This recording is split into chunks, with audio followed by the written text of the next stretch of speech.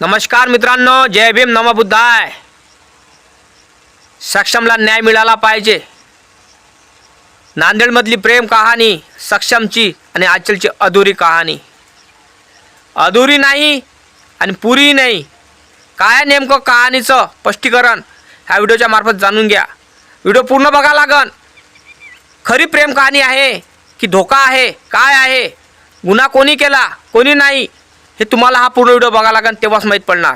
Video skip करू नका. नवीन असाल फॉलो करायला विसरायचं नाही. फेसबुकवर बघत असाल तर, यूट्यूबवर बघत असाल तर लाईक आणि चॅनलला सबस्क्राईब करायला विसरायचं नाही. कारण हे महामानवाच्या विचारावर चालणारं चॅनल आहे आपलं दादा. तर विचाराचाच माणूस आहे मी. तर तुम्ही तुमच्या ह्या छोट्या भावाला, लहान भावाला सपोर्ट करा. सक्षम हा गुन्हेगार होता. गुन्हेगार कोण बनवलं? आचलच्या बापाने बनवलं. कारण बिचाराला गुन्हेगार आचलच्या बापाने बनवलं. कारण जेव्हा आचलचं आणि सक्षमचं प्रेम होतं, ते प्रेम इंस्टाग्रामवर ऑनलाईन स्टार्ट झालं. 2-3 महिने चाललं, 4 महिने चाललं, 5 महिने चाललं, दिवसादिवस वाढत गेले. मग सोशल मीडियावरच कळलं की बापाला की आपली पोरगी ही एक वाईट मार्गाने चालून राहिली. त्या कारणामुळं बापानं समजावून थकला. बाप 10 वेळा विचारत होता की बाई ह्या मार्गाला लागू नको, बाई ह्या मार्गाला लागू नको. मी तुला शाळेत पाठवत आहे की प्रेम करायला पाठवत आहे की तुला लफडे करायला पाठवत आहे. बापाचं म्हणणं असतेच दादा, तुम्हाला माहीत आहे. बापाचं म्हणणं असतेच की माई पोरगी काय करू राहिले काय नाही. बापाचं तर विचारणं आहेच ना. कारण तो फुलात वागवतो आपल्या मुलीला, पोटात 9 महिने 9 दिवस तिचे लाल पुरवतो आणि 20 ते 22 वर्षाचं प्रेम असतं ते. मग सांगा, बापानं हे विचारलं तर पोरगी कोण्या ना का रस्त्यानं चालून राहिली, कुठं चालून राहिली, काय चालून राहिली, हे बापाचं कर्तव्य असते ना दादा, असते ना. तर माझं एकच म्हणणं आहे की मुलींना वाईट मार्गाने जाऊ नाही. सक्षम बिचारा जिवंत राहिला असता दादा रे, त्याचं परिवाराचं वाटोळं नसतं झालं आणि आचलचा बाप जेलात नसता गेला, हे माझं मत आहे. कारण कोणाचंही वाटोळं नको व्हायला, हे माझं मत आहे. कारण परिवार सगळ्यांचा असतो, सुखदुःख सगळ्यांना असते. जीव घेण्याचा अधिकार कोणाला दिला नाही दादा रे संविधानानं. आणि आपण जीव घेण्याचा अधिकार कोणाला दिला नाही, आपण जीव घेऊन राहिलो आणि मग जेलात सळणार, मग काय कामाचं ते, हे माझं मत आहे.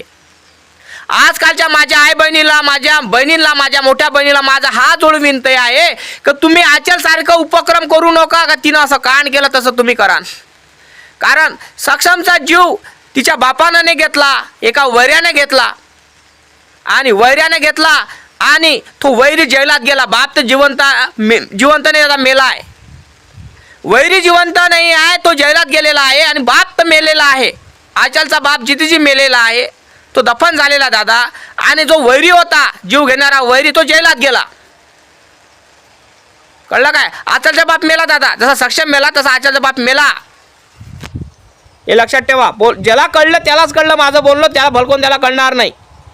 कारण आचलचा बाप नसून नसल्यासारखा आहे, असून नसल्यासारखा आहे. कारण ज्या पोरीला जन्म देऊन ही मुलगी म्हणत असन बापाला जेलात टाका. कारण बाप जेलात का गेला, त्यानं कांड का केलं, कारण ह्या पोरीमुळं केलं ना, हे माझं मत आहे.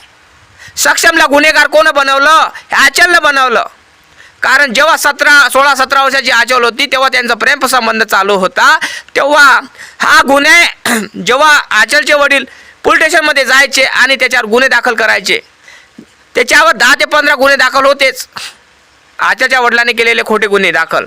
पण माझं एकच म्हणणं आहे, कुठलाही बाप म्हणतो की आपली मुलगी चांगल्या मुलाच्याच प्रेमात पडली पाहिजे. मुलाच्या न प्रेमात पडतात, चांगल्या मुलाच्या म्हणजे तो स्वतःच्या पायावर असला पाहिजे उभा, चांगलं घरानं असलं पाहिजे, इज्जतदार असला पाहिजे, 4 जगात उठला बसणारा असला पाहिजे. हे बापाचं कर्तव्य असते, बापाचा विचार असते. कारण बाप हे लहानपणापासून स्वप्न बघत असते आपल्या मुलीसाठी की आपली पोरगी लहान आहे, तिला जो येणारा राजा ह्या चांगल्या पद्धतीने असला पाहिजे. मी ती कितीही गुन्हेगार असो, कितीही वाईट असो, कितीही दलिंदर असो, कितीही मोठा माझ्या अंगावर कितीही गुन्हे असन, तरी माझा जवाई नसायला पाहिजे. माझ्यासारखा माझा जवाई हा चांगल्या पद्धतीत असला पाहिजे. त्याचा माझी नसेल इज्जत मार्केटात, पण त्याची इज्जत असली पाहिजे. 4 जगात माझी नसेल इज्जत, पण त्याची असली पाहिजे, असं कोण्याही मुलीच्या मायबापाला वाटतं दादा, वाटतं ना.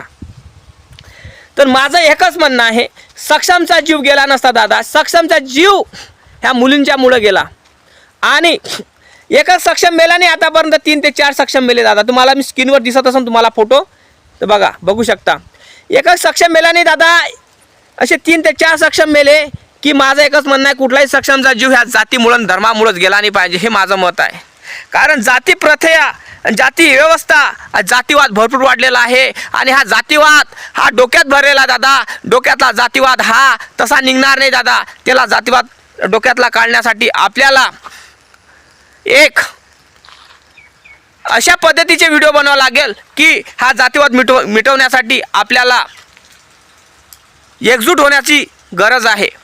कारण हा जातीवाद का मिटणार नाही, कारण अगोदरच तुमच्या डोक्यात दगड भरलेले आहे, गू भरलेला आहे, तो निघणार नाही दादा. त्या कारणामुळं कुठलाही सक्षमचा जीव गेला नाही पाहिजे आणि नांदेडमधली अशी कहाणी घडली नाही पाहिजे, हे माझं मत आहे. आणि कुठलेही आचल असेल ते आचल अशी कुठलेही माझं एकच म्हणणं आहे महाराष्ट्रातल्या जनतेंना की अशी आचल कोणाच्याही पोटी जन्माला आली पाहिजे नाही, अशी आचल कोणालाही प्रेमिका भेटली पाहिजे नाही, हे माझं मत आहे. कारण कसं असतात की जे प्रेम करणारं असतात ते प्रेम शेवटणे नाही, हे महत्त्वाचं असते. आणि प्रेमामध्ये त्याग असतो, वैचारिकपणा असतो, निष्ठावंत असतो, प्रेमामध्ये खुशी असते, गम नसते दादा. कारण प्रेमामध्ये समोरचा व्यक्ती हा खुश असला पाहिजे हे माणसाला माहीत असते. आणि प्रेमामध्ये त्याग पाहिजे, आणि त्याग फक्त हा बिचारा सक्षमने केला, त्या आचलनं केला नाही दादा.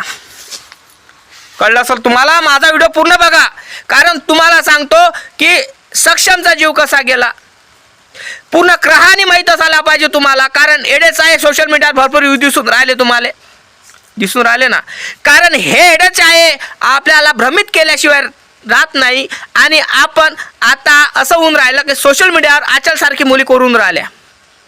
माझा हात जोडून विनंती आहे सगळ्या जनतेलाच माझं एकच म्हणणं आहे, आचलसारखं तुम्ही करू नका. माझ्या आई बहिणीला माझं एकच म्हणणं आहे, आणि आचलला माझं एकच म्हणणं आहे, आचलला सांगावं प्रशासनांनी आणि सोशल मीडियावर कुठलंही की मी जशी गलती केली तशी तुम्ही करू नका. कारण माझ्यामुळं मी जिथे माझ्या मायबापाला मारलं, माझ्या भावाला मारलं, माझ्या सगळ्या परिवाराला मारलं, आणि सक्षमला मी तर मारूनच टाकलं, आणि त्याच्या परिवाराला मी वाटोळं केलं. माझ्यामुळं 2 परिवाराचं वाटोळं झालं. आता अशी कथा कोणाची झाली पाहिजे नाही. हात जोडून त्या विनंती करावी ह्या मुलीनं,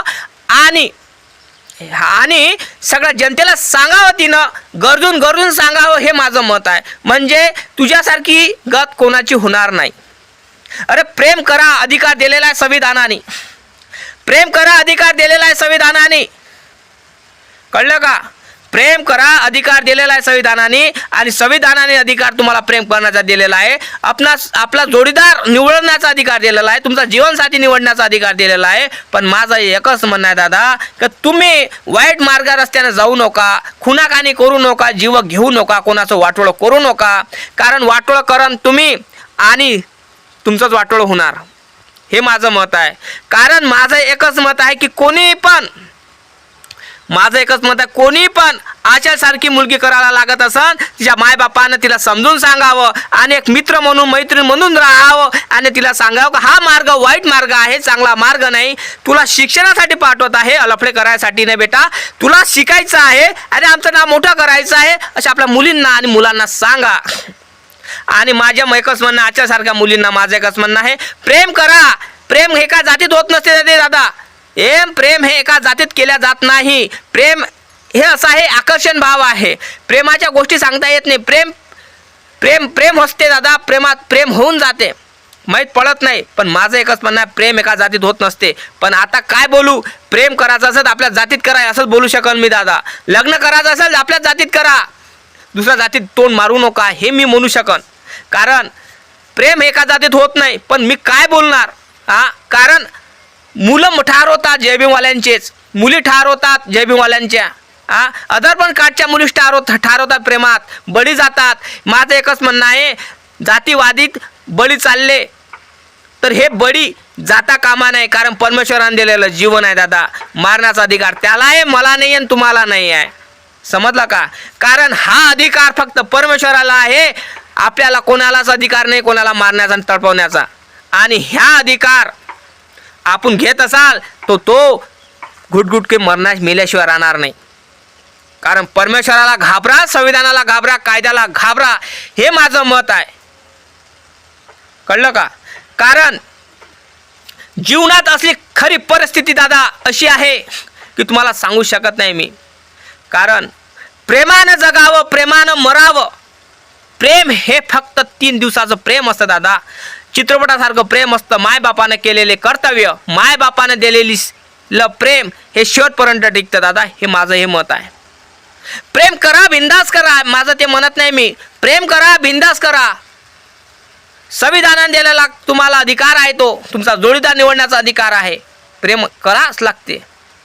प्रेम होतंच, कारण ते वयाचं वेगळं असतं ग. कारण कसं आहे, 17-18 वर्षाचा झाला, 16-17 वर्षाचा झाला माणूस, 25पर्यंत माणूस वेड्याच आहे करायला लागतो. कारण ते वयच त्या पद्धतीचे असतात. जो माणूस किशोर अवस्थेत येतो ना, तो वेडेच आहे करतोच.